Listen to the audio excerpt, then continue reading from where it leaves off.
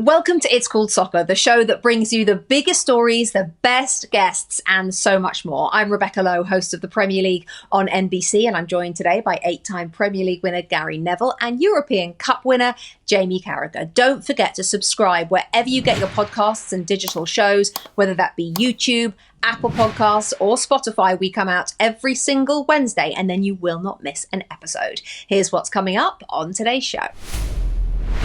Liverpool boo Trent. I'd hate to think that they would boo him at the point whereby he's getting the Premier League medal around his neck, because that would be big headlines that would take it away from everybody else. Alonso returns to Madrid. The clever play would be for him to adapt to the Real Madrid players rather than trying to get them to adapt what he's done at Bayer Leverkusen. Steve Parish looks ahead to the FA Cup final.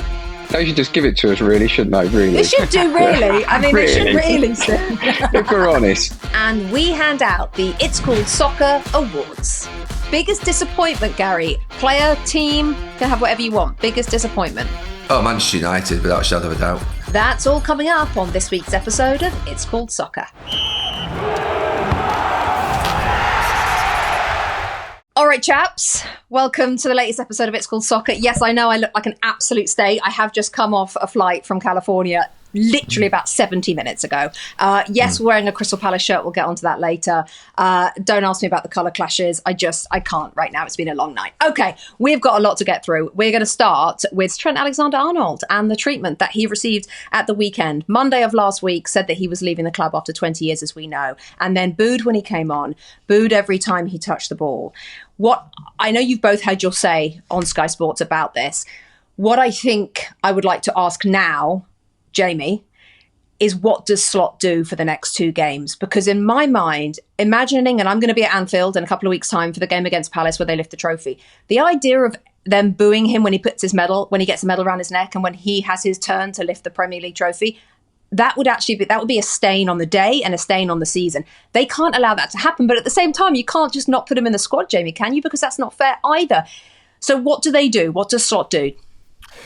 I think in some ways the booing has almost divided Liverpool supporters. So there was a lot of people who were very unhappy with it. And there's obviously people who feel a lot stronger about it, hence why they booed. But I think in some ways, I think people who felt so strongly about it, it'll almost be out of the system, I would say, to a certain extent. I think if he did play, there still might be a few murmurings of boos, but I don't think it'd be at the level that we saw last week. But what I would say is you'd have to look at the manager a little bit and say, oh, you look at it now, and it's easy saying with hindsight, was that the cleverest thing to do? You know, Conor Bradley was on a yellow card. He still wanted to win the game. It was a big game against Arsenal. I get that. So I'm not going to criticise the manager. But what I do think the manager should do now is he shouldn't be starting in the next two games anyway, which I don't think he would have regardless of the booing. But I think this has got to come into his mind in terms of what changes he makes. I mean, unless Conor Bradley really needs to come off the pitch, leave him on there for the two games. I don't think Trent needs to be involved. There's no reason at all why he needs to be involved at Brighton. Because what will happen here is Trent will just keep becoming the story. And the manager will be asked about Trent in the press conference before the game, obviously because it's on the back of the last game. Now, the most important thing, and I've said all season, even when I've been critical of Mo Salah, and I've spoken about the three of them going, sorting out the contracts, the most important thing was Liverpool winning the Premier League. And Liverpool have got a big celebration. They've had one against Tottenham. They've got another big one in terms of when they lift the trophy. No one can overshadow that, especially a player who's not there next season and has decided to leave the club. You know, so for me, I don't think he should play in the next two games. I don't think he can still come on the pitch and lift the trophy and get his medal at the end of the game, whether that means he has to be on the bench that game or he can come on in his kit afterwards, because I'm sure there's players who won't make the bench who still qualify for a medal, stuff like that. So I think there's two reasons. He's not here next season. He doesn't need to play. The title's won. And Liverpool don't need the circus that has just been created in these last few weeks around the Trent Alexander-Arnold situation to overshadow anything and be the narrative and the talk. It's about Virgil van Dijk lifting that trophy on that last game of the season. So I think the manager should just stay away from putting Trent on the pitch. I mean, nothing to do whether he plays in the last two games, but I think, Rebecca, your point there is actually quite an interesting one. I've done the last few trophy lists for City, obviously, where you sit there. They do announce each individual player now, and sort of they get like a walk up on their own, and they put the medal around the neck. Cara, do you think that? I mean, I know you said last week about not telling Liverpool fans how to react, and I sort of tend to agree with that, but I'd hate to think that they would boo him at the point whereby he's getting the Premier League medal around his neck, because that would be big headlines, that, and take it away from everybody else. I don't think they will. I think, as I said, there's an element of getting it out your system. It's the first time people have seen him, in a Liverpool shirt since he's announced he's leaving. And I also think there's been that much of a backlash, not so much from outside, really, because I don't think Liverpool people in general worry too much about what people think outside. But I think when your own people are almost split on it, I think there'll be a lot of people like, okay, you've had your go. My feeling would be, I'm disappointed what happened at the weekend, but some people, I saw some media reports calling it a disgrace. It wasn't a disgrace because there's a lot of ill feeling there and there's a lot of good reasons why. But for me, I just don't think you boo a player who's playing in your team. But I think that there is an element of like, you've had your go. You've made your feelings known. We get it. I don't quite understand going that far with it and booing it. That's not for me, but everyone has their own opinions. But don't do it. Don't do that on the last game and overshadow Liverpool lifting the league and what this story's about and the celebrations after the game. For me, if you want to have a go at Trent Alexander-Arnold, do what a lot of the supporters did on Sunday, which is sing Conor Bradley's name. Sing Steven Gerrard's name because he was the player who had their opportunity and decided to stay. That, for me, is a clever, witty way of letting Trent Alexander-Arnold know that you're not happy with his decision. For me, that's the way the Liverpool supporters should deal with that. I think they should let him lift the trophy as a send-off, to be fair, before he goes to Madrid. Not a problem. Jamie, just a quick question I was thinking about. If your son James had been at the Liverpool Academy since the age of 6 and got to 26 and Real Madrid wanted him... He got to 12, Rebecca. He did well, to be fair. He did a lot more than most people. Had he stayed and done this and got to 26 years of age and had Real Madrid after him, what would your advice to him have been? Great question. My advice, I've just seen him doing the reel in there. I mean, number one, it would be his decision.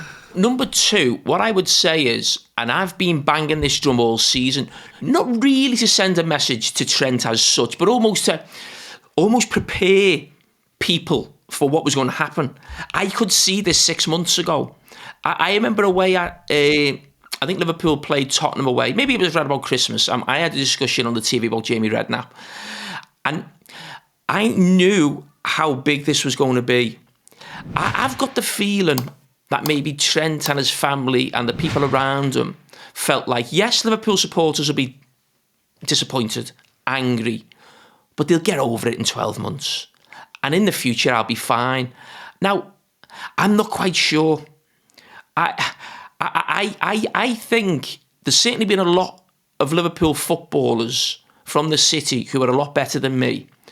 But I don't think there's any of them who probably know the city better than me. I know the people and sort of, I'm in the city centre every day. I'm with the lads in the gym. I'm in it. I'm in the middle of it constantly. I was as a player. I am now as a pundit. And I said to someone after the game, that game at the weekend will be remembered as much, if not more, than the game against Barcelona when he took the free kick quickly. Now, unfortunately, that is the name of the game. There'll be 10 games that we can all remember in Trent's Liverpool life or career that you stand out and you remember a game or a goal. What happened to him on Sunday will be right at the top. And that's what I was trying to say throughout the season. This is not going to be forgotten lightly. It's not. I'm not saying he can't go with the City. I'm not saying that.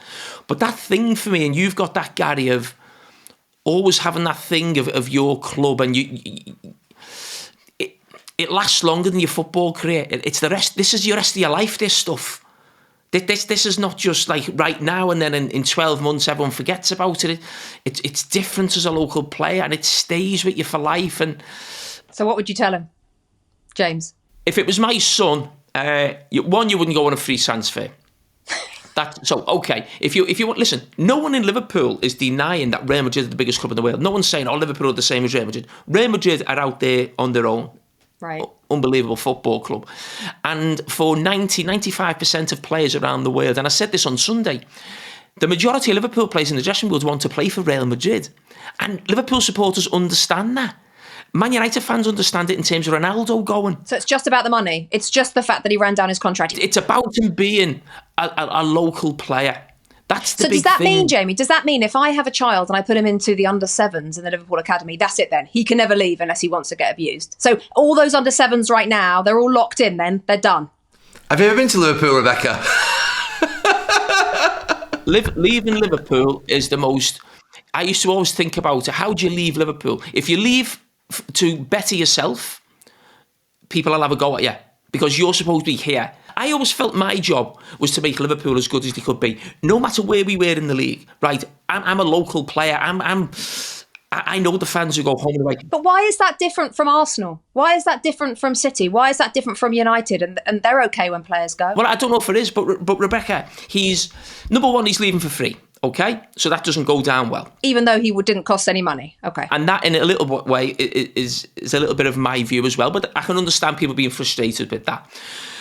Going to Real Madrid, there's no doubt I've said Real Madrid are the biggest club in the world. But if Real Madrid are here, Liverpool are here. We're not talking Declan Rice leaving West Ham to go to Arsenal. Or Jack Grealish leaving Aston Villa to go to Manchester City, where you're leaving clubs who don't notoriously win nothing to go to the top and win. So he's leaving a club who's his club, who are the best team in the country, probably in the best 5-6 teams in the Europe, to go to, let's say, the biggest club in Europe, where there's not that much of a gap. Now, he's going to go there and try and help them win more European Cups. Now, Liverpool supporters look at that and think, why aren't you helping us win more European Cups? We're your team. And don't forget, those Liverpool fans have absolutely battered for him when he's been getting heavy criticism from all kinds of people across the country, across Europe, about not being a great defender. And it's just that fact of you've chosen to go to someone who we think is going to be a rival for us in the next 4 or 5 years in terms of winning European Cups. Now, going to Real Madrid is not just about playing for Real Madrid. It's about Trent's brand. Let's not kid ourselves. It is. He's that type. He's going to be a model. He's going to go around Europe. He's going around the world. It's that type of thing of, I want to have Real Madrid on my CV. I want that as my brand. I want to mix with these other footballers. And Liverpool supporters are looking at him, the ones who've backed him to the hilt when he's been getting heavy criticism, thinking, you're one of us. You're us. We should be fighting against Real Madrid. We should be going against them. They've beat us in 2 European Cup finals.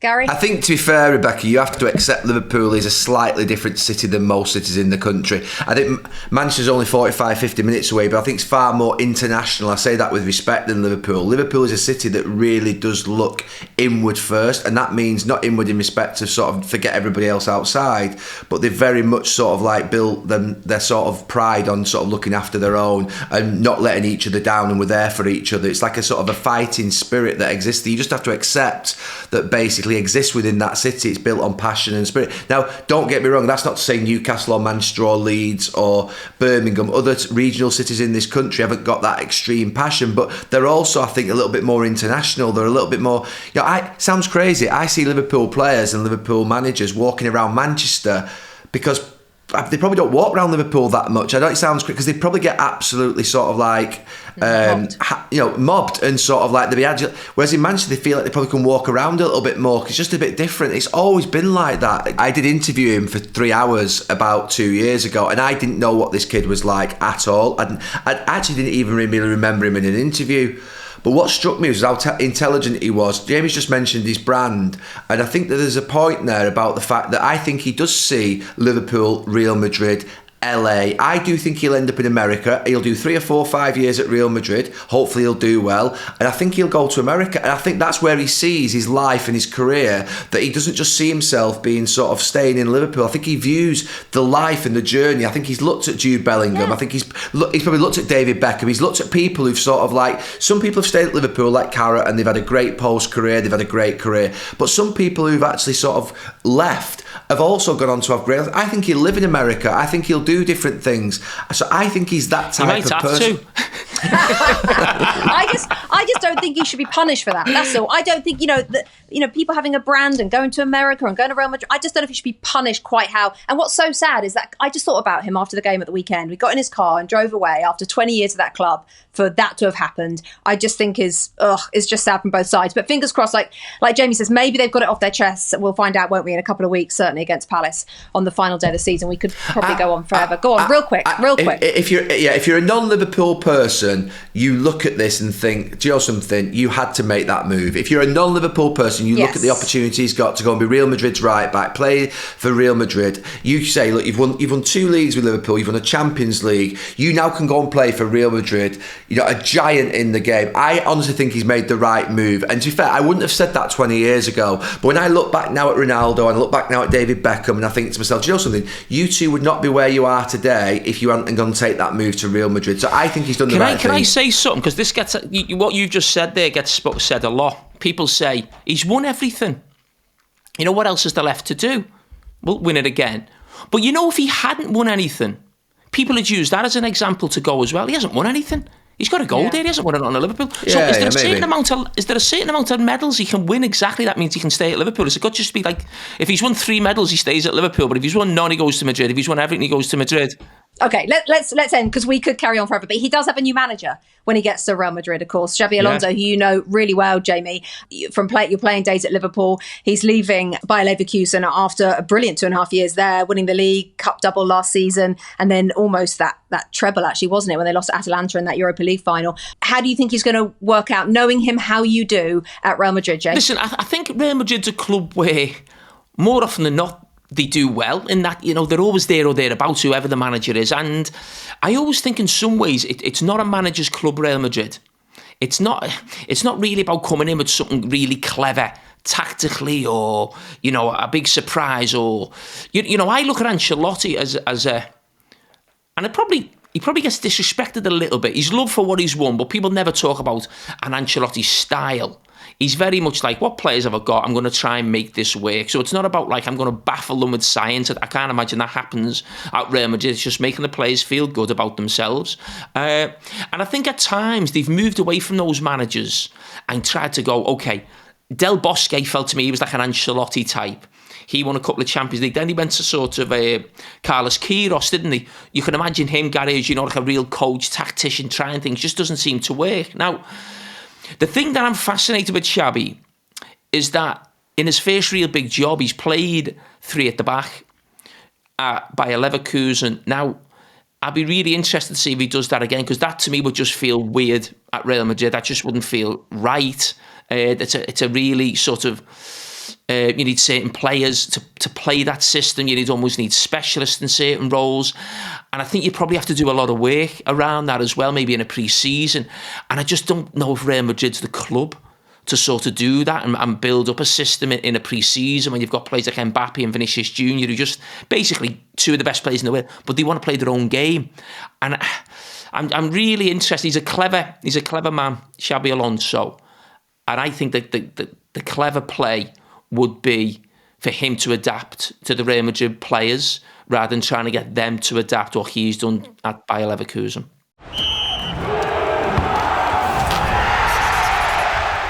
Okay, now it's time for our pick of the week. It's by FanDuel, America's #1 sportsbook, and we're going to start with your team, Rebecca, at Crystal Palace versus Manchester City at Wembley. We need a result, and we need an anytime goal scorer.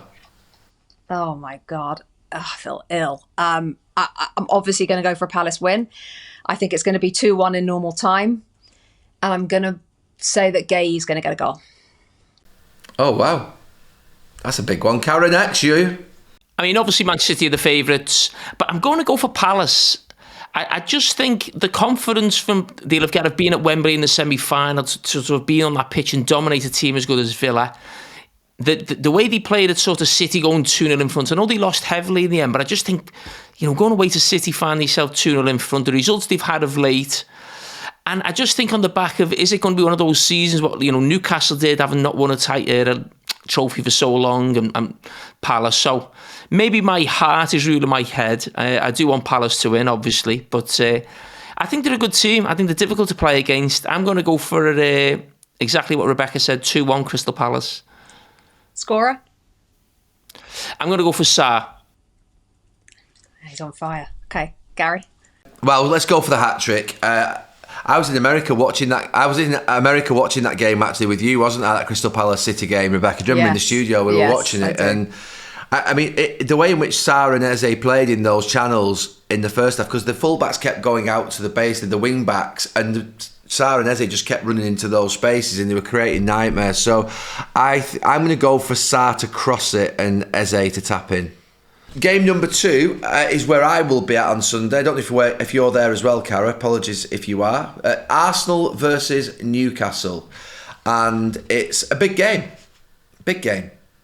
I'm going to go for a 2-2 draw. I think it'd be a great game. I think Newcastle will really go for them. Obviously, Arsenal came back at Liverpool. They've got a week to prepare, which will be a little bit easier, but they're still obviously missing a few players. They're still a little bit probably down, being out the title race and, Champions League stuff. But I feel like Newcastle is a real buzz. They've got the trophy. And for Newcastle to finish second in the Premier League will feel absolutely massive. Whereas for Arsenal, it'll still almost feel like nothing. So I think Newcastle will push Arsenal all the way. And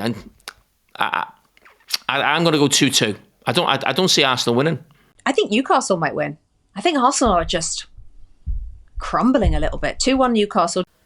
I feel quite strongly Arsenal are going to win. I think they'll secure. Yeah, I think they'll secure second place. I think they'll have had enough time. I think that was a big second 45 minutes at Anfield where it'll really give them a lift. I think he'll give them a few days off at the start of the week. I think they'll have come back mentally a little bit fresher. I think the big thing on Sunday is if Arsenal win, they do get second place confirmed, and I think that's a big tag because it means they can relax in the last week of the season. So almost half go on holiday a little bit. I just think there's enough on this game with the Arsenal fans there. I think Arsenal will win 2-1. And the third game, oh my goodness, now you talk about feeling sick. Oh my goodness. The Europa League final next Wednesday, Tottenham versus Manchester United. And it's who's going to lift the cup and who is going to score. And because I've not started first yet, I'll go first. I'm obviously going to go for United. But I am worried about the game. But I'm going to go for United. I think they'll get there in the end. I think the goal scorer will be... I'm going to go Casemiro with a header. Okay. Jay? I'm going to go 2-1 United. I think it might be an extra time. Goal scorer, I'm going to go for Garnacho. Okay, I'm going to go United as well. 3-2. I think it's going to be a bit of a humdinger. I'm going to go for Rasmus Højlund just to put the cat amongst the pigeons and make a little claim. I know, but they're going to score 3. I think he's going to get 1. So all 3 for Man United. Wow. It's Called Soccer is brought to you by our partner FanDuel, America's #1 sportsbook. Now, the European season is approaching the finish line with huge games across the Champions League, Europa League, FA Cup and Premier League. And with FanDuel, you can make every moment more as you watch the final games, like betting which team will lift the cup or who will score the winning goal and over/under how many goals.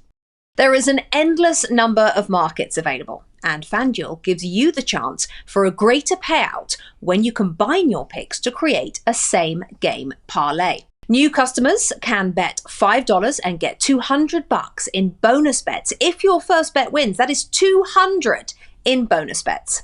Already a customer? FanDuel is giving out profit boost tokens each weekend on any parlay or same game parlay. Visit fanduel.com/ICS or download the FanDuel Sportsbook app to get in on the action. It is safe, secure, and super easy to use, and if you win, the payouts are instant. Make every moment more with FanDuel, America's #1 sportsbook. Must be 21 plus and present in select states or 18 plus and present in DC. First online real money wager only. $5 first deposit required.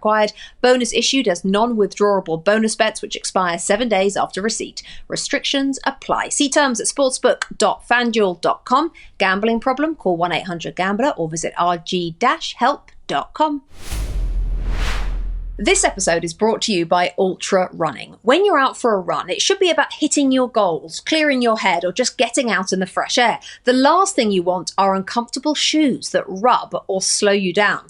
Ultra makes performance running shoes with room for your toes, so you feel so comfortable and strong even on your toughest runs. Ultra running shoes are made to keep your feet in a more natural position so you can move the way you were designed to. No more squeezing into a pair of shoes that aren't even shaped like feet. No more breaking in a new pair of running shoes, and no more counting down the minutes until you can take your shoes off. We've all been there. With Ultra, you won't even notice that they're on.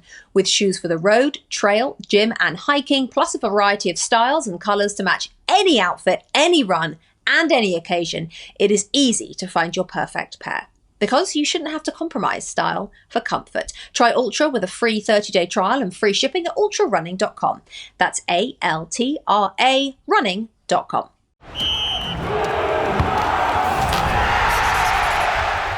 All right, everybody, now it's time to welcome someone who has probably had a few sleepless nights over the last couple of days in the build-up to the FA Cup final this coming Saturday. And I say sleepless nights, Steve Parish, just through excitement as maybe opposed to worry. I'd love to know where you are emotionally as we sit here on Tuesday evening. Because I'm not in a great place, I've got to be honest. Well, I'm distracted by ticket requests and, arrangements, but I'm excited for it. I really am. I'm all in.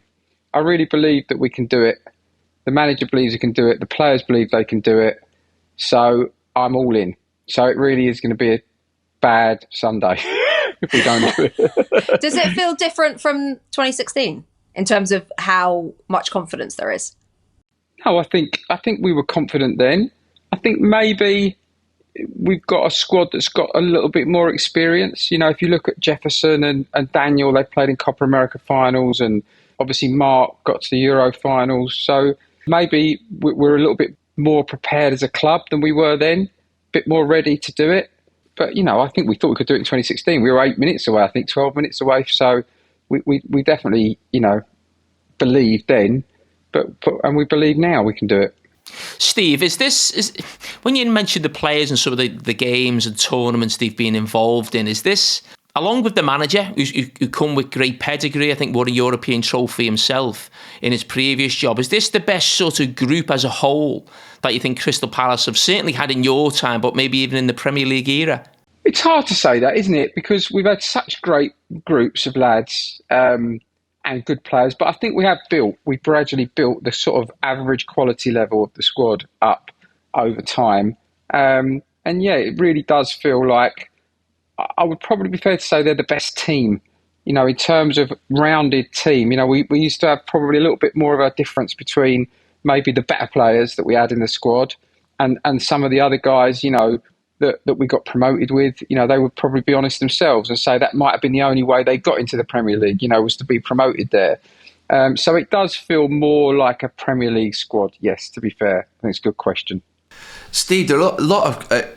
I suppose in Tavera we probably don't help with this, but there's a lot of conversation in the last few years about sort of, even this season, about even winning the Europa League, it's important that people win it because they can get Champions League.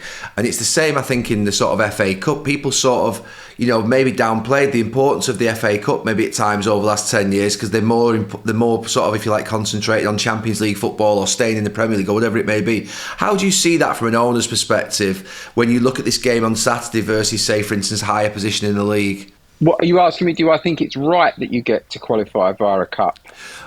Well, it's a case of, I suppose, there's two questions. One, do you feel it's right that teams qualify for the Champions League via the Europa League? And what's more important to Steve Parish as an owner of a football club, winning a trophy like the FA Cup or maintaining, say, Premier League status if you had to choose? Well, look, I mean, you're obviously old enough probably to remember it used to be called the Cup Winners' Cup. It was a tournament for the Cup winners. And I'm old enough to remember when the FA Cup was the one live game on television. And arguably, I don't know how you guys remember it, I'm a bit older than you, but was almost a bigger thing to win than the league. Certainly as big, back then. So I think, look, if you look around Europe, I mean, we get 5 teams in the Champions League, so if you finish 5th, in a lot of countries, big countries, if you finish top of your league, you have to pre-qualify in the summer.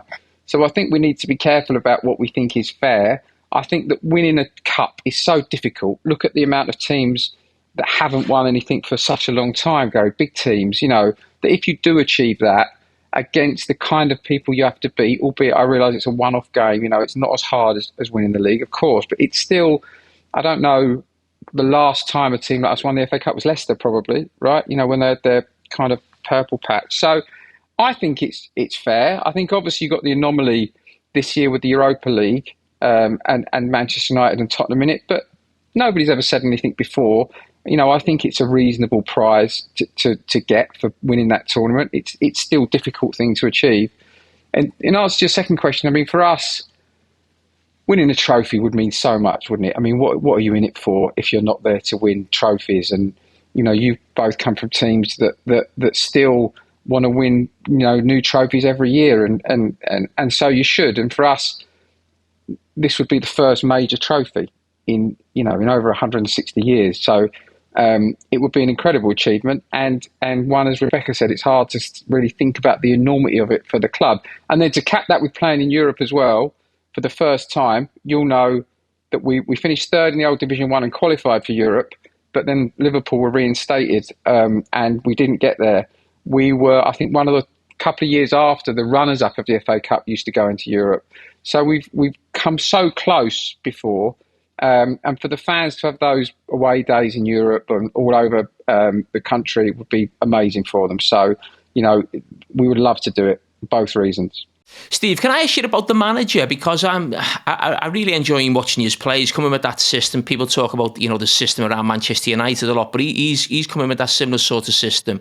I've been a huge success, and I think it was around about the time when you made that appointment. You've been maybe getting a little bit of heat in terms of the appointments that you made. I think Roy Hodgson came back for the time being, and there was criticism a little bit around maybe the ambition of the club. How big a decision was that? How easy was it to get him? Was he very much sought after around Europe? We were surprised at the time. I think we went. These things are sometimes a moment in time, Jamie, aren't they? And I think we went at the right time. But we were surprised spending a lot of time with him. It was obvious, how good he was and all the things that he'd achieved. The style of play that he had, we felt would suit us. We felt that we could adapt to that. It wasn't a big jump from where we were to get to there. And indeed, we started recruiting for it in that January with Adam coming in and trying to get players that would suit Oliver with a view to him coming in at the end of the season. And then obviously things happened with Roy and his health and stuff like that. And we did it earlier. And I remember at one point, Dougie saying to me, this club hasn't got a manager, big clubs, this club hasn't got, I don't understand why they're not taking Oliver. We need to get it done. So yes, it did feel right. But of course, these things are all easy to post-rationalise when they work out, So, it looks great now and it felt right then. But they obviously, you never really hire a manager that you don't think is going to work. And they don't always work out as well as this one has. Steve, you obviously resisted the temptations last summer to sell Mark Gay when you had your big bids coming in from Newcastle. And you've got players there now, obviously, with how you're playing, that that there's going to be interest in some of those players this summer. What is it that sort of goes through your mind as an owner when you get big bids coming forward as to sort of the reasons behind, one, keeping them to obviously strengthen the side for the season versus not missing out on making sure that you get player trades done so you can keep that sort of model going that you've got? Yeah, so look, it's the first thing is we need to stay in the division. So that's the first North Star. And that's obviously not easy, as we can see from, even Man United and Tottenham this year. They're not really close to relegation, but that's arguably because we've all taken a lot of points this year off of the bottom three clubs. So anything that increases the risk of that dramatically, then, it's very difficult to find a way to do it. After that, then of course, we will be a trading club. If we want to survive and thrive in this division, really for two reasons. One, because financially you have to cover, the cost of running the club, and secondly, because the kind of players we want to attract, we need to show them a pathway. We need to say that, look, this is maybe. We talk about kind of two sorts of players that come to us. We're a destination for those great pros that still got a massive competitive instinct, still want to do well, still when they cross the white line, they give everything. But they realise, they're probably not quite going to get to maybe, the level above us. But they still want to compete every week. And then for players that are on a journey, that are on their way to the Bayern Munichs and, other clubs. So we've realised over a period of time that, we have to be really open to it. The thing that you have to do with clubs like ours is manage that process as well as you can. So not lose too many. I remember Sir Alex, I think he used to try and bring in 2 players, didn't he, every summer? He thought more than that was very difficult to integrate in the squad. So, that would be the kind of number of your real premium talent that you would really be able to deal with, I think, in any one summer. So trying to time things so that you can manage that, I think is what we're trying to do. Steve, you talk about Palace having to be a trading club, a selling club when it comes to players, but the manager, it's obvious that it's not a club that the manager will stay out for the rest of his career. We were just talking about Xabi Alonso going to Real Madrid, and Real Madrid being the ultimate destination for somebody like Xabi Alonso. How much succession planning are you putting into whoever has to come in once Oliver Glasner goes, because he's doing so well, and we know that's ultimately what will happen probably? I mean, I think you're always looking around, but management is in some regards in the moment, isn't it? Who knows, what's going to happen in a year's time, or, who are going to be the right managers on the right pathway in the right moment. It's such a difficult job. There's so much pressure, so much scrutiny. It's particularly in the Premier League with the jeopardy and the glory that you can go for. So, we're keeping an eye on various different people. Hopefully, Oliver will stay with us longer. I think if he can see progress at the football club, progress with the infrastructure, the stand that we're trying to build, progress on the pitch, progress in recruitment, if he can see that progress, I think there's a possibility he will stay with us longer. What the ultra long term will bring, I don't know. As you say, he's a very talented guy, and I'm sure there'll be a lot of interest, but we would hope to be able to hold on to him for a while longer. Steve, you've been one of the best owners, I think, in terms of sort of the Premier League in respect of sort of what you've achieved over the last sort of 10, 15 years. Have you still got the same level of appetite today that you had all those years ago, or does it get to a point whereby you think, how long can I keep on doing this for? Well, first of all, thank you. It's very kind of you to say. Well, I love the club. So the first thing for me is, while I'm in a situation that I think we're doing the right things and the club's going in the right direction, there's an obligation. It's not just a question of what I feel like doing or what I fancy. You didn't decide at Man United when, it was going for a rough patch or it wasn't going that well that you'd go away. Sometimes you don't get that choice. So I still have the same appetite for it. I think this manager, comes in and gives you a lift, because of his mentality and his positivity. He certainly, helped me a lot in terms of how I think about the club and the game. So for now, things are fine, but I won't be here forever. And at some point, we'll have to think about that kind of succession planning. Obviously, Dougie's gone as well, which is, a net loss to the club, a big loss to the club. There's no point pretending any different. He was a massive impact on the club, and I worked really, really well with him and enjoyed it very much. So, there's a job to be done there. There's a bit of a vacuum there that we'll have to fill probably after the summer. So, no, I've still got the same appetite for it, I suppose, because I feel like I'm still needed in a way. As long as that continues, then I'll continue doing it. Steve, are you more chairman than fan now, would you say? Yeah, I was probably a little bit more fan, because when I came into it, I was so hard-nosed about it and so determined not to be beguiled by any of it that I think maybe I lost sight. It was all about not being in administration again and, trying to consolidate the club and build the infrastructure. And I think sometimes you lose sight of the fact that that's great, but, fans would quite like to win something, like to win on Saturday. That's what gives them the joy.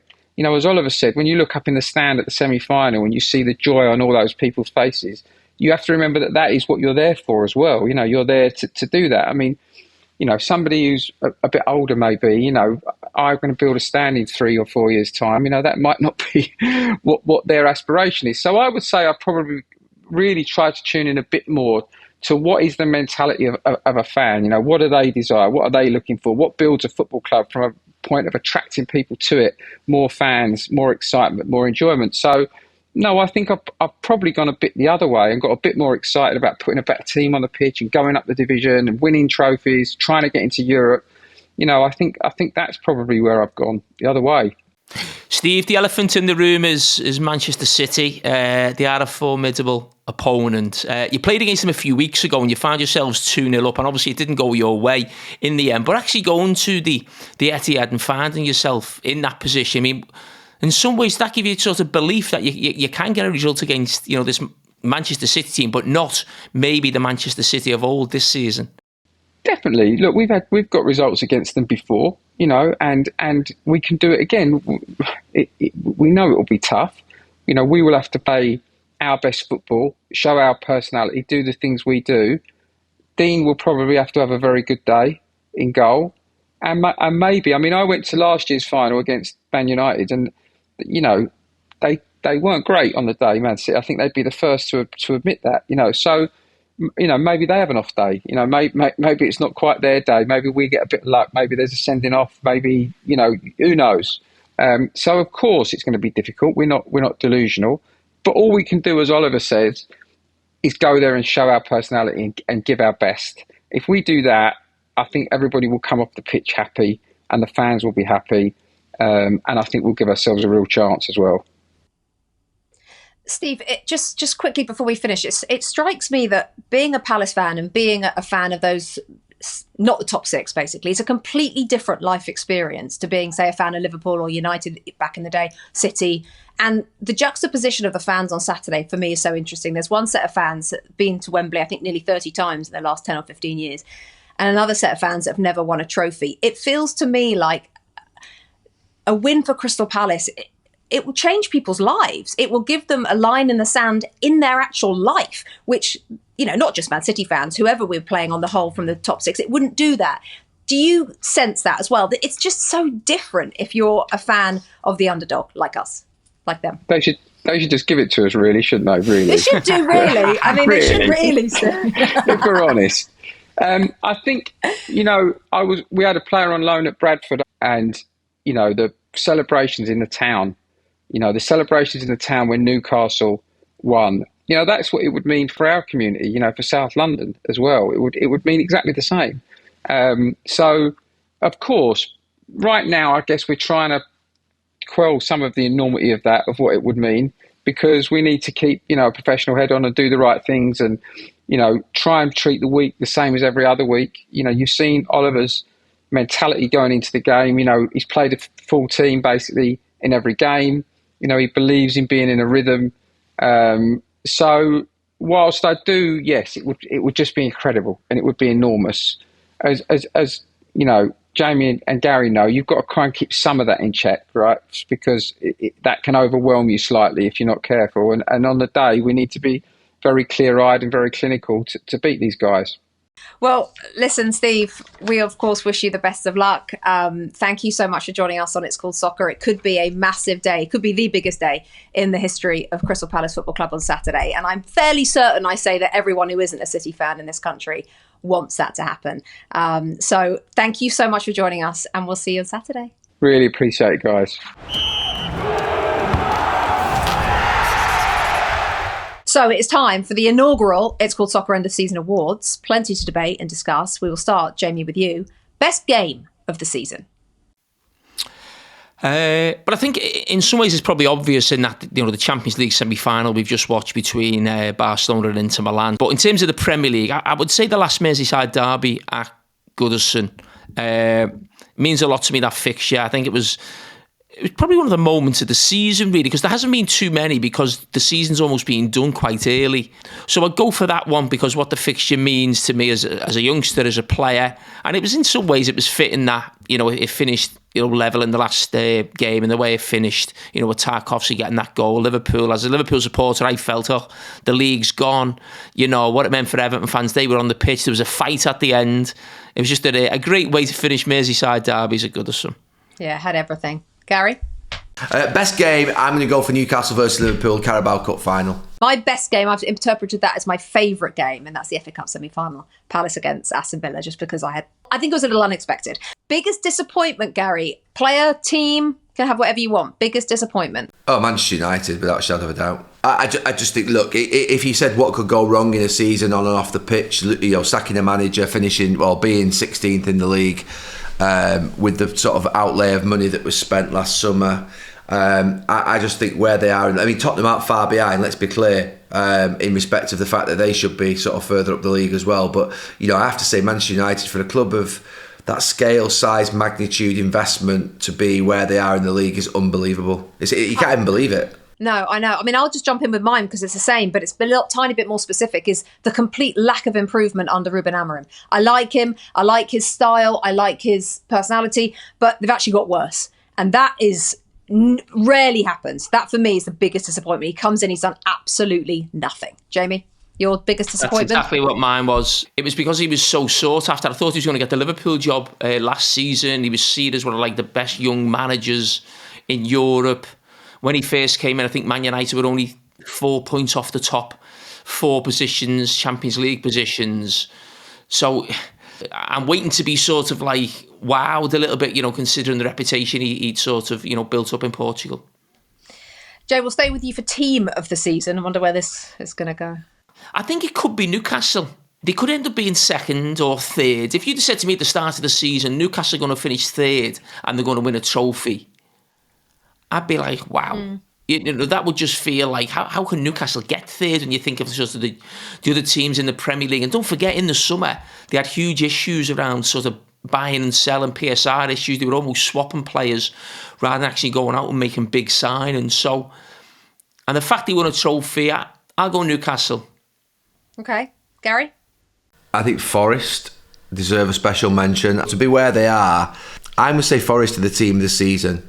Okay. No, absolutely. I'm going to go for Brentford because they lost Ivan Toney last summer before they lost David Raya. Don't spend that much money. Thomas Frank never gets talked about. The club are 8th in the Premier League. They're way smaller than Nottingham Forest. I know they weren't 17th last season like Forest, but for me, Brentford pretty much do most things right. And pound for pound, to be 8th and on the cusp of Europe is ridiculous for a club that's that size. So pound for pound, I'll go for Brentford. Manager of the season, Jamie? I think I'd go for Slot because it's his first season. He doesn't know the Premier League that well. He hasn't really bought a player at all. He finished third last season, but I wouldn't say miles behind the top 2, but I think most people still, certainly I did as well, see Arsenal and Man City as sort of, they're better than Liverpool. Just Liverpool have still got a little bit of catching up to do. So to sort of go past those two, it's been unbelievable, really. Just, you can't quite believe it's happened, really. 100% Arne Slot to take over from Jurgen Klopp, take on the enormous task of managing Liverpool and the expectation there, and to win a league in his first season is unbelievable achievement. And I think he's manager of the season without a shadow of a doubt. He is. I will go for Nuno. The thing about Nuno Espirito Santo, I've kind of grown to like him this season. I didn't really like him that much before, media-wise. Just found him so vanilla and bland and gave you nothing at all. And this season, maybe it's because his team's winning. I don't know. He's given much more of his personality. For me, it's Nuno. Gary, I'll come to you for young player of the season. I'll go for Lewis Skelly. When you watch him play, he looks like he's been there forever. Just the way in which he's slotted in there, I think that it's a position that was causing Arsenal a problem at times in the last year or two. I don't think they ever really quite sort of buttoned it down. They had Tierney, they had Zinchenko, tried a couple of other options as well, centre-backs playing out there, but I think he's an absolute find, unbelievable talent, and his temperament's fantastic, and really on the ball, the way in which he sort of dribbles past people, it just mesmerises me. That just shouldn't be happening really at any age, let alone being at that age. Yeah, I'd say him as well. The other one I was thinking about was Huijsen at the back for Bournemouth. I'm a huge fan of his playing at centre-back, but I think when you think of the performance Lewis Skelly's put in the arenas he's put them in, I'm thinking about him in the Bernabéu as well. Even, the way he's playing in Paris, just playing there, at that age and taking the ball off people. And even at Anfield at the weekend, I think the lead up to certainly one of the goals, he runs right through the midfield with the ball. Yeah, I'll go with him. Yeah, I'll go with him too. It's an easy 3. Okay, player of the season. I mean, I think we might all go for the same player. Jay? Mo Salah. Gary? Yes, Mo Salah. Yeah, Mo Salah. That's it, chaps. End of our awards and end of this week's episode of It's Called Soccer. Thank you very much. We'll speak to you next week. Thank you, everyone. Thank you. Well, that's all we've got time for on this episode of It's Called Soccer. Next week, we come out on Friday. We'll be looking back at the FA Cup final, but also reacting to everything that went on in Bilbao, the Europa League final between Tottenham Hotspur and Manchester United. Wherever you get your shows, make sure you subscribe. Spotify, Apple, YouTube. Until next Friday, have a great week. Take care. Bye for now.